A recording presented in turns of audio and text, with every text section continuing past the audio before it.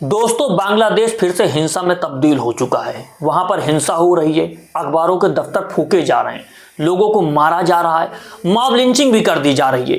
ये सब कुछ हो रहा है और बहुत सारे लोग खामोश बैठे हुए हैं। कई सारे मीडिया संस्थानों में ये बात भी हो रही है। लेकिन आज हम आपको एक नया एंगल दिखाने की कोशिश करेंगे। जब मनरेगा की बात हो रही है, महात्मा गांधी की बात हो रही है और आज के दौर में जब हमारे मुल्क में कहा जा रहा है कि गांधी प्रासंगिक नहीं है, ये बात और है कि गांधी की प्रासंगिकता कभी खत्म नहीं होगी। न हमारे ही देश में न पूरे विश्व में गांधी हर जगह पर पूजे जाएंगे और उसी आधार पे चलेंगी सारी चीजें। गांधीवाद की हम बात करते रहें, गांधी की विचारधारा की बात करते रहें। आज समझने की इस वीडियो में कोशिश करेंगे गांधी की जरूरत क्यों है और गांधी की जो विचारधारा है अहिंसा की, तपस्या की, आंदोलनों की, उनकी क्यों जरूरत है देशों को और देशों को कैसे इन सारी चीजों से हट करके आना होगा गांधी के रास्ते पर, अहिंसा के रास्ते पर आना होगा और उसी आधार पर सारी चीजें देखी जाएंगी। याद कीजिए 1947 का दौर, हिंद महासागर की लहरें थपेड़े मार रही थी, देश आजाद हो रहा था। एक साथ दो देश आजाद हुए, भारत और पाकिस्तान। 1971 में बांग्लादेश बना, लेकिन किस आधार पे बना? हिंसा के आधार पर झड़पें हुई, उसी आधार पर नए मुल्क की नींव रखी गई। ये सब कुछ इतिहास में दर्ज है, लेकिन वर्तमान के गर्भ में क्या है और वर्तमान में किस तरह की चीजें दिखाई देंगी, हमें इस पर सोचना होगा और समझना होगा कि आज हमें गांधी की जरूरत क्यों है, गांधी की विचारधारा की जरूरत क्यों है। तो समझिए कि क्यों बांग्लादेश में हिंसा हो रही है। अभी कुछ दिनों पहले आपने देखा कि बांग्लादेश में हिंसा हुई, वहां पर तख्ता पलट कर दिया गया, वहां की राष्ट्रपति आ गई हिंदुस्तान में। ये बात और है कि यहां पर कहा जाता है कि विदेशियों को बाहर करना है, विदेशी लोगों को बाहर कर देना है, बांग्लादेशी को बाहर कर देना है। ये अलग अलग तरह की सरकार नारे गढ़ती है और चुनाव जीतती है, लेकिन अब बांग्लादेश के प्रधानमंत्री जिनको फांसी की सजा सुना दी गई है, वो हमारे यहाँ पर शरण ली हुई है और उन्हें हम शरण दे रहे हैं।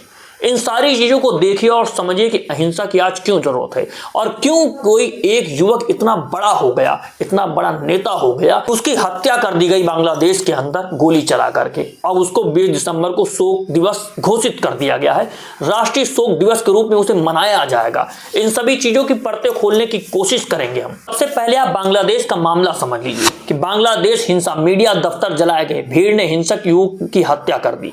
इन सभी चीजों में देखिए कि प्रमुख नेता और इकबाल मंच के प्रवक्ता शरीफ उस्मान हादी की मौत के बाद देश भर में व्यापक अशांति फैल गई है। हादी की सिंगापुर में इलाज के दौरान मौत खबर फैलने के बाद ढाका के सहित शहरों में प्रदर्शनकारियों ने हिंसा शुरू कर दी। प्रदर्शनकारियों ने प्रमुख अखबारों प्रथम ओलो और डेली स्टार के दफ्तरों में तोड़फोड़ की और आग लगा दी। भारतीय दूतावास पर प्रभाव भी किया। ये खबरें हैं कि हिंदू की भीड़ ने जलाकर जिंदा मार दिया। बांग्लादेश की अंतरिम सरकार के मुख्य सलाहकार मोहम्मद यूनुस ने इस घटना की निंदा की और कहा कि इसे स्वीकार नहीं किया जाएगा। आप देखिए कि किस तरह से एक युवक की हत्या कर दी जाती है, उसके बाद सारी चीजें बढ़ने लगती हैं, व्यापक प्रदर्शन होने लगते हैं, हिंसाएं होने लगती हैं, झड़पें होने लगती हैं और खबर निकल के आती है कि एक हिंदू युवक को मॉब लिंचिंग करके मार दिया जाता है। वहां के प्रमुख नेता कहते हैं कि इस तरह की कार्रवाई को बर्दाश्त नहीं किया जाएगा, इस तरह की हिंसक झड़पें होंगी तो इसको बर्दाश्त नहीं किया जाएगा और दोषियों के खिलाफ कार्रवाई होगी। अब आइए आप भारत में क्या हो रहा है। हम एक लोकतंत्र हैं, लोकतंत्र के आधार पर सारी चीजें चली जा रही हैं। हम सेकुलर राष्ट्र हैं, यहाँ पर कोई तख्ता पलट नहीं हुआ है। इतने वर्षों से लोकतंत्र और संविधान जीवित है, वो सांसें ले रहा है वोट के अधिकार पे। लेकिन यहाँ पर अगर किसी व्यक्ति की मॉब लिंचिंग कर दी जाती है, आप देख रहे हैं कई सारी घटनाएं होती हैं और धर्म के नाम पर, जाति के नाम पर, समाज के नाम पर लोगों को पीट पीट करके मार दिया जाता है। लेकिन क्या सरकार और सरकार के मुखियाओं के अंदर इतनी हिम्मत नहीं है कि वो कह सके कि लोगों के ऊपर कड़ी कार्रवाई होगी?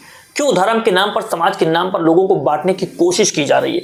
इन सारी चीजों को एक कड़ी में जोड़ने की कोशिश कीजिए और समझिए कि क्यों हम बांग्लादेश से अलग भी हैं। बांग्लादेश, वहां पर लोकतंत्र नहीं है, हमारे यहाँ लोकतंत्र है, फिर भी वो हम काम नहीं कर पा रहे हैं। कड़ी निंदा सिर्फ करते रहते हैं और उन पर कार्यवाही नहीं होती। आप देखिए कि कैसे एक दलित युवक को पीट पीट करके मार दिया जाता है। आप देखिए कि किस तरह से एक दलित युवक को पेशाब पिलाया जाता है। आप देखिए कि रायबरेली में किस तरह से एक युवक को पीट पीट करके मार दिया जाता है। वो विपक्ष के नेता का नाम लेता रहता है, गुहार लगा रहता है और कहा जाता है कि बाबा की सरकार है, यहां पर कोई राहुल गांधी आने वाला नहीं है, कोई विपक्ष का नेता आने वाला नहीं, विपक्षी आवाज कोई सुनेगा नहीं और उसको मौत के घाट उतार दिया जाता है। क्या उन लोगों पर कार्रवाई हुई? आपने देखा कि बिहार में किस तरह से एक फेरी मुसलमान करने वाले व्यक्ति को पीट पीट करके मार दिया गया। इस तरह की सारी चीजें एक निरंतर खबरें चलती रहती हैं, लेकिन क्या देश के मुखिया, राज्य के मुखिया इन चीजों पर आकर के सामने खड़े होते हैं? आप देख रहे हैं कि बिहार में किस तरह नीतीश कुमार ने हिजाब खींचा महिला का, मुस्लिम महिला का, उस पर भी विवाद हो रहा है। क्यों इस तरह की सारी चीजें हो रही हैं?